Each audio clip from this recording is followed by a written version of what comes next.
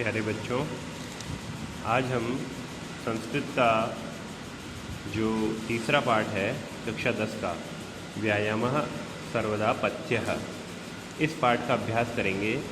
ये पाठ आयुर्वेद के प्रसिद्ध ग्रंथ सुश्रुत संहिता से लिया गया है। चिकित्सा स्थान वर्णित चतुर्विंशतिध्यायः समुद्रत, यानी कि 24वां जो अध्याय था चिकित्सा स्थान, उससे लिया गया है। और इसमें आचार्य सुश्रुत ने व्यायाम की परिभाषा, उससे होने वाले जो फायदे हैं वो ये सब बताए हैं।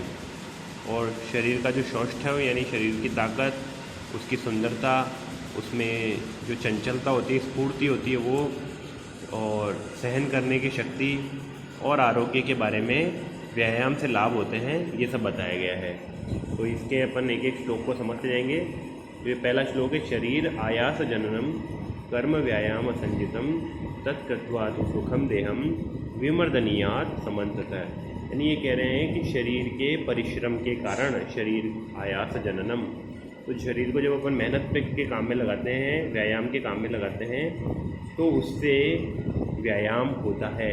कर्म व्यायाम संगीतम, शरीर की मेहनत ही व्यायाम है, शरीर को कष्ट देना ही व्यायाम है। यानी शरीर को अपन मेहनत के कामों में लगाते हैं, वो व्यायाम कहा जाता है।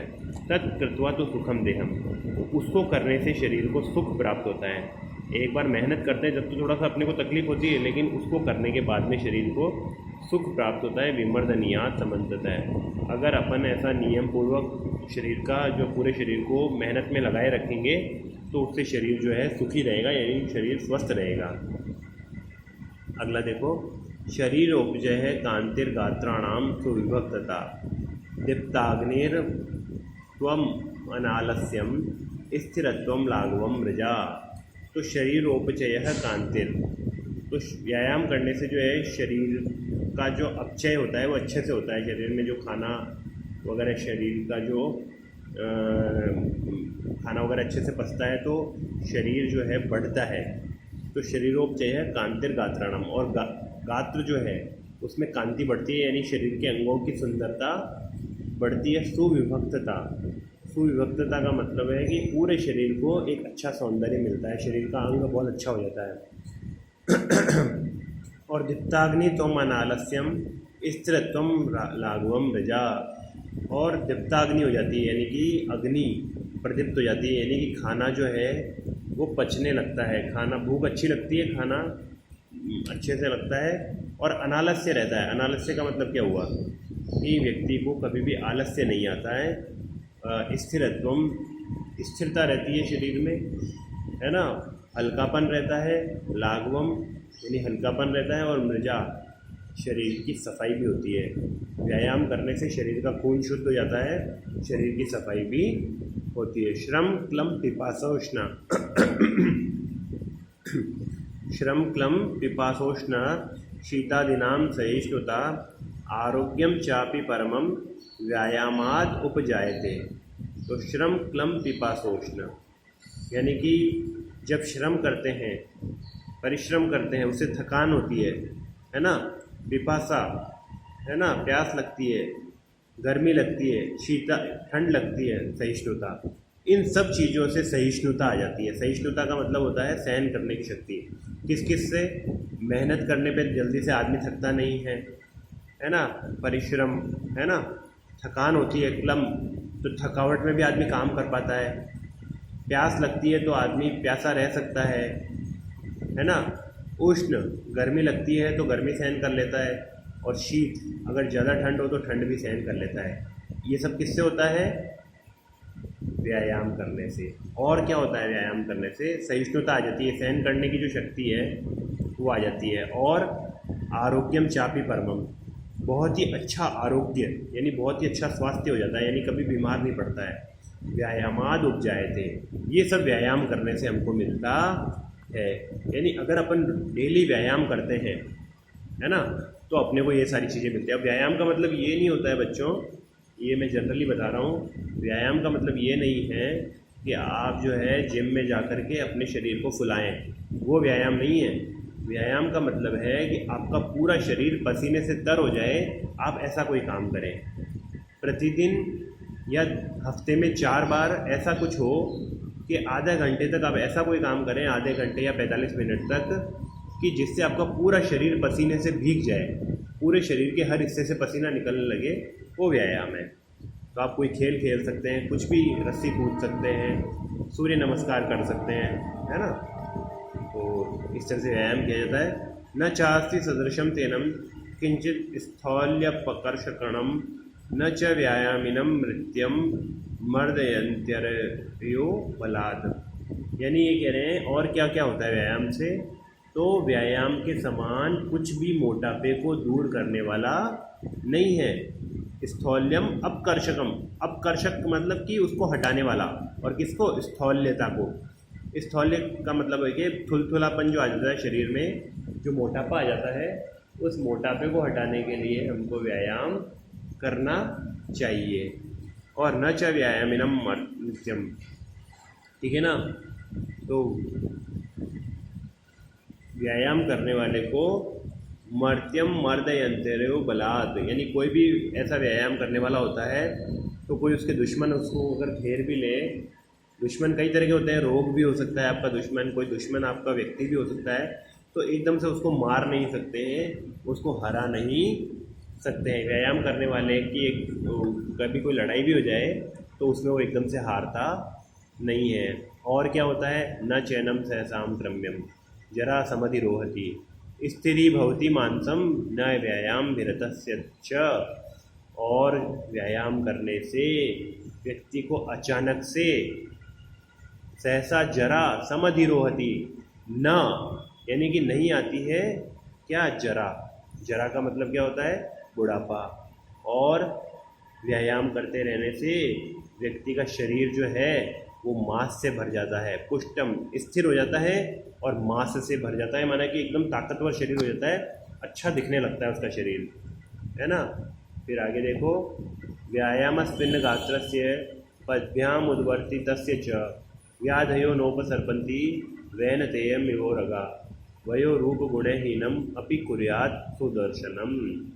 ये कह रहे हैं व्यायाम करने से जो पसीने से जो लथपथ हो जाता है शरीर, ऐसा शरीर व्यायाम चिन्ह गात्रस्य है, जिससे पसीने से भर गया है व्यायाम करके, पद्भ्याम उद्वर्तितस्य च, और पैरों को ऊपर उठा करके जो भी जो व्यायाम करता है ऐसा व्यक्ति, पैरों को ऊपर उठाने वाले कई व्यायाम होते हैं जिसमें अपन रस्सी कूद सकते हैं, और जो है अलग अलग तरह के आसन होते हैं जैसे कि शीर्षासन वगैरह, या जिसमें पैर चलते हो, कोई साइकिल चलाना है, दौड़ लगाना है, पैरों को उठाने वाले सभी व्यायाम करने से व्याधयो नोपसर्पन्ति, तो उससे को कभी भी कोई बीमारी नहीं आती है, किसी भी तरह की रोग नहीं आते हैं। वैनतेयम विवोरगा, कैसे नहीं आते हैं, जैसे गरुड़ को देख करके, गरुड़ एक पक्षी का नाम होता है जो सांपों को खाता है, उसको देख के उरग कभी उसके पास नहीं आता है, सांप कभी भी गरुड़ के पास नहीं जाता है, उसको देखते ही भाग जाता है। वयो रूप गुणहीनम कुर्यात् सुदर्शनम, तो वयो रूप गुणहीनम अपि कुर्यात् सुदर्शनम। तो वयो रूप जो होते हैं, उसका जो रूप है, उसकी सुंदरता है, वो भी इतनी बढ़ जाती है कि अगर उसमें गुण नहीं भी हैं तो भी वो अच्छा लगता है। उस व्यक्ति में कोई गुण नहीं है लेकिन वो व्यायाम करता है तब भी वो अच्छा लगता है। और आगे देखो, व्यायाम करोतो नित्यम विरुद्धम अपि भोजनम विदग्धम अविदग्धम व निर्दोषम परिपच्यते। एक व्यायाम करने वाले को ये भी फ़ायदा होता है, जो रोज़ व्यायाम करता है फिर वो कुछ भी खा लेता है, विरुद्धम अपि भोजनम। अब विरुद्ध भोजन क्या होता है, रात को आपने मान लीजिए रात को आपने दही खा लिया, ये विरुद्ध भोजन है, रात को दही नहीं खाना चाहिए, है ना। ऐसे ही आपने दही के साथ में जो दूध ले लिया, ऐसा कोई विरुद्ध भोजन भी आपने कर लिया मान लीजिए, या दूध के साथ में आपने नमक ले लिया, है ना। तो ऐसा विरुद्ध भोजन जो होता है ना, वो कर भी लिया आपने गलती से कहीं, तो विदग्धम अविदग्धम व निर्दोषम परिपच्यते। इसके अलावा पका हुआ भोजन खाएं या कच्चा हुआ भोजन खाएं, कच्चा या पक्का, वो सब कुछ पच जाता है व्यायाम करने वाले के। यानी विरुद्ध भोजन, पका हुआ भोजन, अपका हुआ भोजन, सब कुछ व्यायाम करने वाले के पच जाता है, उसको डाइजेस्ट हो जाता है। तो व्यायाम करने का ये भी एक फ़ायदा है। व्यायाम हुई सदा पथ्यो बलिनाम स्निग्ध भोजिनाम स च शीते वसंते च तेषाम पथ्यम तमः स्मृत है। और जो है व्यायाम करने वाले जो व्यक्ति होते हैं, तो तो निश्चय उससे उनको उन बलशालियों का यानी कि वो ताकतवर लोगों का कैसा भी भोजन यानी कि विशेष रूप से जो लोग ऐसे जो होते हैं स्निग्ध भोजनम यानी चिकना भोजन खाने वाले लोग हैं, और सीचे च वसंते च पथ्यम अमृतम स्मृतम, तो ऐसे लोगों के लिए तो व्यायाम बहुत ही ज़रूरी है। जो ताकतवर हैं और जो चिकनाई युक्त भोजन ज़्यादा खाते हैं यानी घी तेल का यूज़ ज़्यादा करते हैं, उनको तो व्यायाम करना ही करना चाहिए। और व्यायाम भी शीते वसंते च, व्यायाम भी शीत ऋतु में यानी कि सर्दियों में और वसंत ऋतु में जो है विशेष रूप से लाभदायक होता है। वैसे तो व्यायाम हर रोज़ करना चाहिए, हफ्ते में 4 दिन तो आधा घंटा एक्सरसाइज करनी चाहिए। एक्सरसाइज का मतलब यही हो गया कि कोई ऐसा काम जिससे आपको शरीर लथपथ हो जाए, पसीने से भर जाए, ऐसा कोई काम ज़रूर करना चाहिए हफ्ते में 4 दिन कम से कम, है ना। तो वो काम करने से आपका जो है और विशेष रूप से जो लोग ज़्यादा तेल चिकनाई का भोजन खाते हैं, ज़्यादा भोजन करते हैं, मिर्च मसाले वाला और इस तरह का भोजन जो खाते हैं, उनको तो करना ही करना चाहिए। और वैसे सर्दियों में आप शुरू कर सकते हैं, वसंत में आप शुरू कर सकते हैं, उस समय विशेष लाभदायक होता है। आगे देखिए 9वां श्लोक, सर्वेषु ऋतुषु रह कुंभीरात्म हितैषिभिः बलस्यार्धेन कर्तव्यो व्यायामो हन्त्यो अन्यथा। एक इसमें अब एक सावधानी भी रखनी चाहिए एक्सरसाइज करते वक्त कि सर्वेषु ऋतुषु रह, अगर आप सब ऋतुओं में व्यायाम करते हैं, अगर आप रोज़ व्यायाम करते हैं तो आपका हित होगा। आपको अगर हित चाहिए, अपना हित करना है, तो आप सभी ऋतुओं में व्यायाम करें।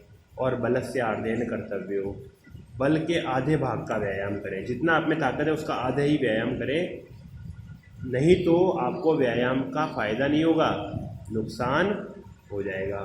हृदि स्थान स्थितो वायुर यदा वक्त्रम प्रपद्यते व्यायाम कुर्वतो जंतोस तद बलार्धस्य लक्षणम।